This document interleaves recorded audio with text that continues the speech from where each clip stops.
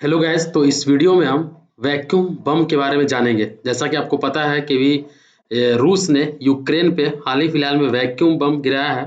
तो उसी के बारे में हम देखते हैं क्या होता है। देखिए, वैक्यूम बम जो है एक थर्मोबैरिक वेपन्स है। क्या है? थर्मोबैरिक वेपन्स है, मतलब टेम्परेचर से रिलेटेड है। थर्मोबैरिक वेपन है, ठीक है।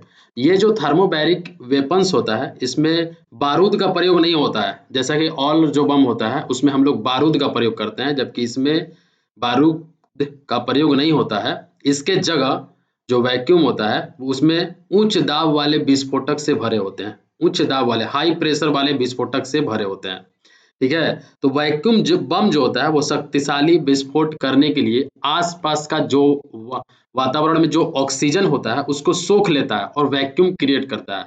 इसमें क्या होगा? अल्ट्रासोनिक शॉक वेव निकलता है। इससे क्या निकलता है? अल्ट्रासोनिक शॉक वेव निकलता है जो तबाही के स्तर को बढ़ा देती है, ठीक है। देख सकते हैं जब यहाँ पे लिखा हुआ है Putin vacuum bombs, Russia has been accused of using devastated thermobaric bombs on Ukraine. तो सबसे पहले ये क्या लाया, ये यहाँ पे प्लेन से इस बम को नीचे गिराया। Vacuum bombs can drop from the planes और फायर्ड फ्रॉम द लॉन्चर्स, यहाँ से नीचे गिराया, ठीक है। तो इस बम के बारे में अगर हम देखते हैं तो इसमें 40 टन टीएनटी की ताकत से विस्फोट करने में ये सक्षम है। ये बम ये आपका 300 मीटर के दायरे में नुकसान पहुंचा सकता है। इसे हम लोग फादर ऑफ ऑल बम भी कहा जाता है इसको। दावा है कि रूस ने इस वैक्यूम बम का इस्तेमाल 2016 में सीरिया पर किया था, ठीक है। और रूस ने वैक्यूम बम को 2007 में डेवलप किया था, ठीक है। इसका वजन 7100 किलोग्राम होता है। और अमेरिका के पास सेम टू सेम इसी तरह का बम है जिसे मदर ऑफ ऑल बम भी कहा जाता है। लेकिन इसके पास जो बम है उसका जो कैपेसिटी है वो 11 टन है। 11 टीएनटी की ताकत वाला ये धमाका कर सकता है, ठीक है। इसका नाम जो है, जो अमेरिका में जो बम है उसका नाम GBU-43/B है। तो सबसे पहले ये हुआ क्या था, ये इस प्लेन से वैक्यूम बम नीचे की तरफ गिराया, तो इसमें जो फर्स्ट एक्सप्लोजन हुआ उससे आपका हाईली वोलेटाइल केमिकल्स निकला, फर्स्ट रिलीज हुआ। ये हाईली वोलेटाइल केमिकल्स जो होता है, मतलब आपका जो वाष्पित होता है, जल्दी से ये वाष्पित हो जाता है, जो हाईली वोलेटाइल केमिकल होता है। सेकेंड एक्सप्लोजन में क्या होता है, उस केमिकल क्या करता है, ये आसपास का जितना ऑक्सीजन होता है उसको सोख लेता है और इसमें वहां पे एक वैक्यूम क्रिएट करता है, जो आसपास के लोगों को क्या ऑक्सीजन का यहाँ पे कमी भी हो जाएगा। तो इस तरह से वैक्यूम क्लीनर क्या होता है, विनाशकारी है। देखिए, अगर हम इसका बात करें, लोगों को भाप बना देता है वैक्यूम बम, तो इसका क्या सच्चाई है? तो देखिए, एक जनरल में, एक पत्रिका में, journal of military and veterans health के अनुसार, ये जब हम लोग इसका स्प्रे होता है तो वातावरण में चारों ओर फैल जाता है, खासकर शहरी इलाकों और दुश्मनों के बंकर के अंदर तक आसानी से घुस जाता है।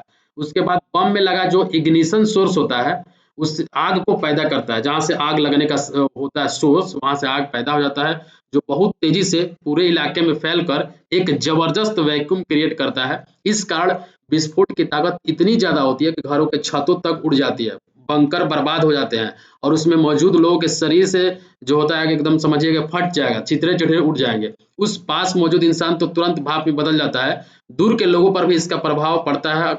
और इसका एक खास प्रभाव होता क्या है कि आंतरिक अंगों में खून बहने लगता है, ठीक है। इतना खतरनाक होता है वैक्यूम बम, जो कि रसिया ने अभी यूक्रेन पे गिराया है।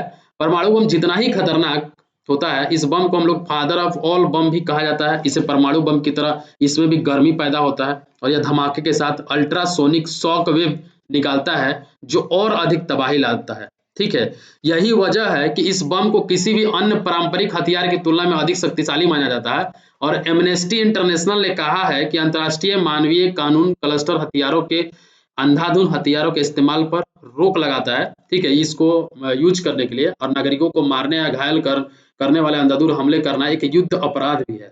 ऑस्ट्रेलियन स्ट्रेटेजिक पॉलिसी इंस्टीट्यूट के वरिष्ठ विश्लेषक जो हैं डॉक्टर मार्क्स, उन्होंने कहा है कि वैक्यूम बम एक अपार्टमेंट परिसर या अन्य इमारत के खिलाफ एक बहुत ही विनाशकारी हथियार हो सकते हैं, ठीक है। देखिए, आपको यहाँ पे दिख रहा होगा कैसे विस्फोट होके ऊपर की तरफ यहाँ के पूरा एरिया को क्या करता है, एकदम तबाही मचा देता है, ठीक है। हम बात करें, देखिए यहाँ पे देख सकते हो, यहाँ पे दिख रहा होगा।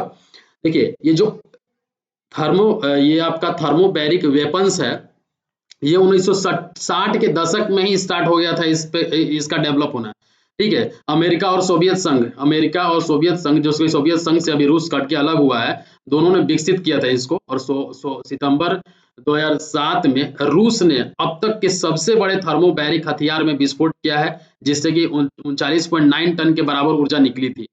दोनों देशों ने ऐसे बमों के कई वेराइटीज भी विकसित किए हुए हैं, लेकिन अंतर्राष्ट्रीय प्रतिबंधों के कारण इस दूसरे देशों को हम लोग ये जो अमेरिका है ये बेच नहीं सकता है, ना ही सार्वजनिक तौर पे इस्तेमाल किया है। और अमेरिका के थर्मोबैरिक वेपन्स के प्रत्येक यूनिट की जो कीमत है वो $16 मिलियन है। समझ लीजिए कितना कीमत है इसका, एक डॉलर का। ठीक है, यहाँ पे आप देख सकते हैं कैसे थर्मोबैरिक जो वेपन्स है ये वर्क करता है। ये फर्स्ट में आपको यहाँ पे दिख रहा होगा, thermobaric weapons can be fired from a rocket launcher on a tank like TOS-1 heavy flamed heater system which has a fire range of 3.7 miles। तो ये एक्चुअली थर्मोबैरिक वेपन्स है। और इसी का एक टाइप है आपका, क्या है, इसी का एक टाइप है जो कि अभी हम बताएं आपको, वैक्यूम बम। तो वैक्यूम बम इस तरह से विनाशकारी होता है। ठीक है, देखिए कोई भी चीजें को जलने के लिए ऑक्सीजन का जरूरत होता है, और ये जो बम गिराया जाता है तो ये चारों तरफ के ऑक्सीजन को खींच लेता है और आसपास के आदमी का जो भी होता है बहुत ही विनाशकारी हो जाता है। तो इस तरह से वैक्यूम बम काम करता है। तो आई थिंक आपको ये वीडियो अच्छा लगा होगा, और अच्छा लगा होगा तो लाइक करिए, अगर चैनल पे फर्स्ट है तो